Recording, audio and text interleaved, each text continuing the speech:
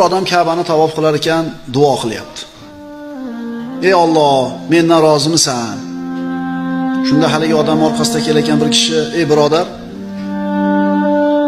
Robbingiz sizdan rozi bo'lish uchun siz ham Robbingizdan rozimisiz dedi. Haligi duo qilgan odam, siz kimsiz deb so'radi. Orqada turgan odam, men Muhammad ibn Idrisman dedi.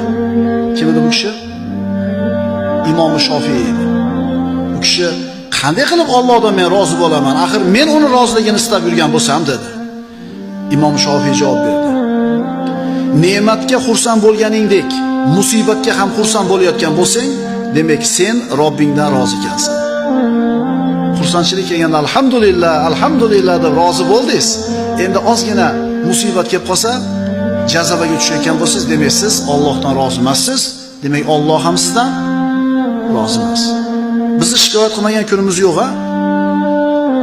Hayotdan norozi bo'lmagan kunimiz deyarli yo'q. Albatta nimadandir norozi bo'lib turamiz.